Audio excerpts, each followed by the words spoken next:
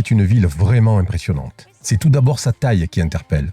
Plus de 5 fois la surface du Grand Paris, pour 15 à 20 millions d'habitants. Mais ensuite, une fois qu'on s'est habitué à cette taille hors norme pour nous, on découvre une ville à la croisée de 2 continents et de nombreuses cultures, et on ne sait pas par où commencer tellement il y a de choses à faire. Il m'a fallu un peu de temps pour trouver mon rythme à Istanbul, où je suis resté 3 semaines en tout, en 2 passages. La première semaine, à l'aller, j'ai eu du mal à m'organiser et j'ai pas mal papillonné sans vraiment de but défini. Du coup, au retour, j'ai décidé de m'arrêter 2 semaines et de mettre en place un planning pour éviter de passer à côté de beaucoup de choses incontournables. Dans cette vidéo, je vais vous parler des 4 lieux qui m'ont vraiment marqué et qui sont de mon point de vue absolument incontournables. Le premier est celui qui m'a le plus impressionné et il est mon véritable coup de cœur. Il est enfoui sous terre, c'est la citerne basilique. On y entre par un accès tout à fait commun, une porte dans la rue. La visite est payante et le prix était de 300 livres turcs lorsque j'y étais, soit un peu moins de 10 €. On descend ensuite sous terre par un grand escalier et là, c'est un peu le choc. Une immense salle souterraine de 138 mètres de long sur 65 mètres de large. Cette salle est très humide et fraîche et elle est parsemée de 335 colonnes. Pour vous donner une idée, c'est près de 2 fois la surface d'un stade de foot pour une hauteur de 3 étages et sa contenance est de plus de 80 000 mètres cubes d'eau.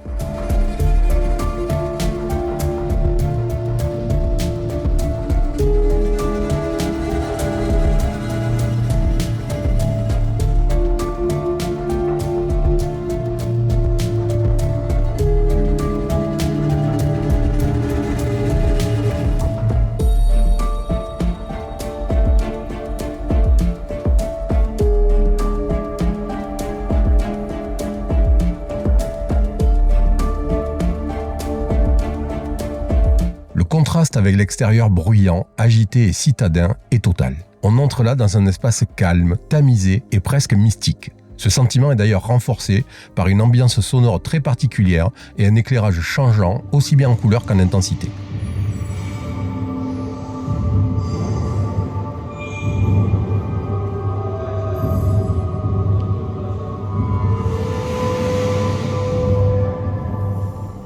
Pour ceux qui se souviennent, une séquence du James Bond Bon baiser de Russie y a été tournée, ainsi qu'une séquence de l'adaptation du roman Inferno.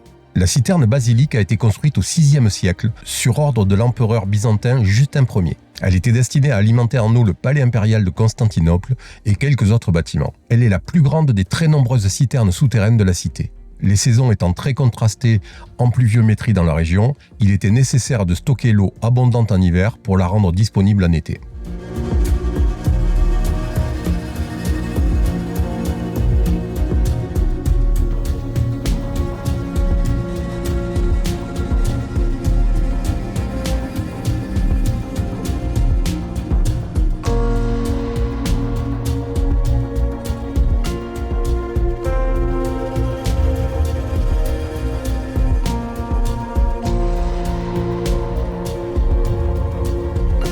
Les piliers qui structurent le bâti ont été prélevés sur divers sites historiques et donnent un aspect un peu baroque à l'ensemble.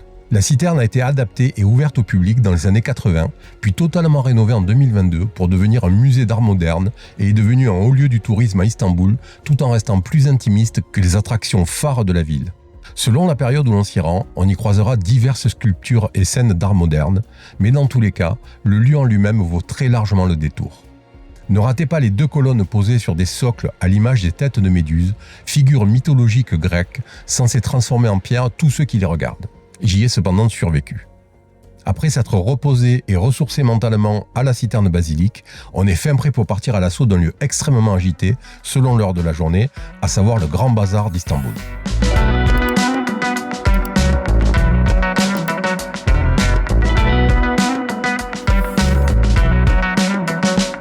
Les chiffres de ce lieu donnent le tournis. 21 portes, 65 rues intérieures et plus de 3600 boutiques. Près de 26 000 personnes y travaillent et il attire entre 300 et 400 000 personnes chaque jour sur plus de 40 000 mètres carrés.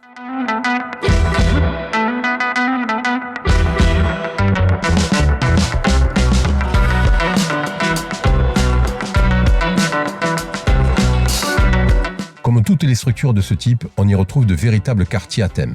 Tapis, vêtements, épices, porcelaine, etc. D'ailleurs, on y trouve absolument de tout. Ça va de l'art local aux pires contrefaçons chinoises, en passant par des stands de thé absolument divins. On a vite fait de se perdre dans cet enchevêtrement de rues et il n'est pas rare que l'on sorte par une porte dont on n'a pas la moindre idée de la localisation au sein de la ville. Le brassage de population y est important et les stambouliotes y passent très souvent, que ce soit pour simplement traverser le quartier ou pour y faire quelques achats. Avec 40 millions de visiteurs en 2022, c'est le lieu d'échange commercial le plus important de la ville et l'un des lieux touristiques les plus prisés, même s'il reste loin dans mon top des choses à faire à Istanbul. A noter que c'est ici que vous trouverez les taux de change les plus avantageux pour changer des euros en livres turcs.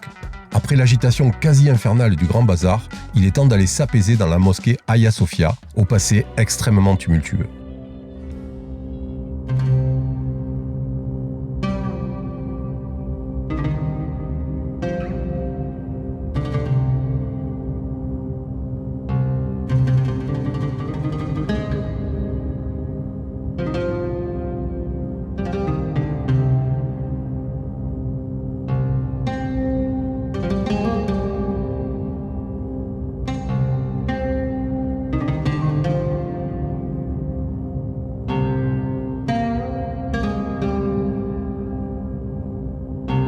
C'est littéralement un monstre architectural dont l'histoire remonte au IVe siècle, mais dont la forme générale actuelle a été construite au VIe siècle, sous le règne du même empereur byzantin qui a fait construire la citerne basilique, et qui montre à quel point ce règne a laissé un énorme patrimoine. C'est assez vertigineux d'imager qu'un tel bâtiment ait pu être édifié à cette époque. Ça représente vraiment les capacités du génie humain de cette période. Hagia Sophia était à l'origine une basilique chrétienne nommée Sainte Sophie. Non pas consacrée à une sainte humaine, mais à la sagesse divine de Jésus-Christ. Le premier bâti initial, bien plus petit, date de l'année 325.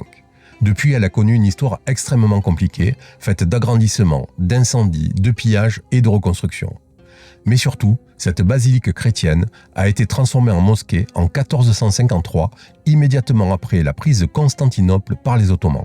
En 1934, peu après son arrivée au pouvoir, le président Atatürk décide de la transformer en musée dans l'élan de laïcisation du pays à ce moment-là. C'est en 2020, après 2 décennies de heurts et de pourparlers, que Erdogan rétablit le statut de mosquée de Hagia Sophia, alors que l'UNESCO y est farouchement opposé.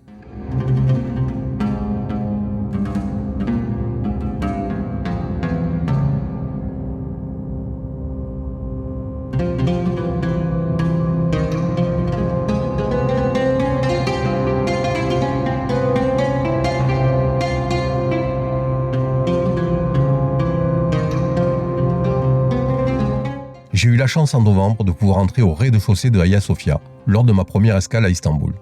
À mon retour en janvier, seuls les pratiquants musulmans pouvaient se rendre en zone de prière et les touristes devaient désormais se contenter du balcon au premier étage et surtout devaient désormais payer un prix un peu prohibitif pour l'entrée de 25 €. A noter que le prix est en euros et ça permet ainsi de ne pas fluctuer avec les diverses dévaluations de la livre turque. C'est d'ailleurs la seule mosquée payante d'Istanbul. Ma visite a été réellement apaisante et ça a fait pas mal évoluer ma vision de l'islam, principalement basée sur des clichés. J'y suis resté quasiment jusqu'à la fermeture, tant le sentiment de sérénité y était présent, malgré le monde à l'intérieur. En plus, j'ai effectué cette visite un vendredi, à la fin de la prière, et j'ai vraiment été impressionné par le calme qui y régnait. Je suis par contre assez partagé sur l'évolution des visites. D'un côté, on voit clairement que l'édifice se dégrade très vite et que les investissements pour la restauration doivent être colossaux. Et on comprend qu'avec le revenu moyen pas très élevé, les Turcs auront du mal à le financer. Et je trouve plutôt bien d'ailleurs que ce soit les touristes qui apportent les ressources. Mais de l'autre, il est vraiment dommage de faire payer un prix aussi élevé pour un bâtiment qui possède une telle histoire et une telle âme, parce que ça va probablement limiter la capacité de visite, notamment des familles. Au final, le risque étant qu'un prix trop élevé limite considérablement le volume de visiteurs, alors qu'un prix inférieur, avec une plus forte fréquentation, aurait peut-être pu dégager autant d'argent pour la restauration. Du coup, j'ai un peu de mal à vous conseiller d'y aller. D'une part à cause du prix, mais surtout pour le fait que l'on n'accède plus à la zone de prière, ce qui enlève une grande part de l'intérêt de la visite, en limitant la vue d'ensemble de la bâtisse, mais aussi en perdant ce côté proximité avec le tapis de prière qui est tout à fait particulier. Au moment où l'on pouvait y accéder, cette visite était clairement dans mon top 3 à Istanbul. Mon 4e coup de cœur est assez étonnant pour moi, qui ne suis pas particulièrement attiré par les musées et l'histoire, c'est le musée archéologique d'Istanbul.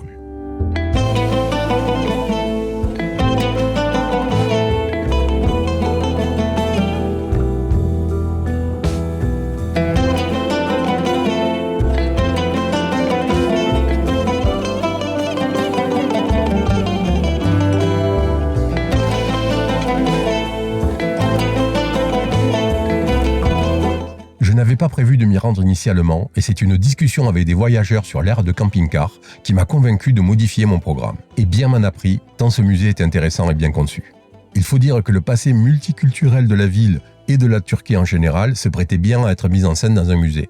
Mais c'est vraiment réussi et j'ai passé quasiment une demi-journée à arpenter les diverses salles du musée. Déjà, ce grand bâtiment d'inspiration néoclassique, édifié à la fin du 19e siècle, est vraiment beau et c'est l'un des plus imposants de la ville dans ce style. Mais surtout, le musée est richement doté, avec plus de 800 000 pièces de monnaie, 70 000 livres, de nombreuses fresques, énormément de statues et surtout une salle des sarcophages assez émouvante, avec entre autres celui dit d'Alexandre, en hommage à Alexandre le Grand, mais qui était en fait celui du roi Abdalominos et date du 3e siècle avant Jésus-Christ. Dans l'ensemble, ces sarcophages sont extrêmement bien conservés et je me répète, cette salle est vraiment émouvante.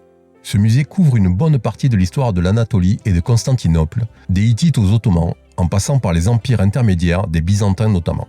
Et ça a été un véritable coup de cœur pour moi. C'est d'ailleurs pour ça que je vous le mets dans mon top 4. Ceux qui ont visité Istanbul me diront probablement que j'ai oublié de nombreuses choses ou que mes 4 irratables ne sont pas les bons. C'est déjà une question de goût, et donc, forcément, c'est très personnel. C'est aussi une question de moment. La Tour Galata avait par exemple son balcon fermé lors de ma visite, ce qui a enlevé pas mal de son intérêt. Et puis il s'agit surtout d'une première vidéo, d'une série sur Istanbul dans laquelle j'aborderai d'autres monuments ou palais dans les prochaines vidéos. Mais surtout, ce qui fait avant tout le charme de Istanbul, ce sont ses quartiers populaires et moins touristiques, et je vous conseille vraiment de vous y perdre autant de fois que vous en aurez envie. Et compte tenu du niveau de sécurité absolument dingue de cette ville, vous pourrez les visiter à n'importe quelle heure du jour ou de la nuit sans le moindre risque. Et si vous voulez voir un truc assez étonnant sur la Turquie, vous pouvez aller jeter un coup d'œil à cette vidéo sur un projet immobilier pharaonique qui a mal tourné. Allez, à la semaine prochaine. Ciao!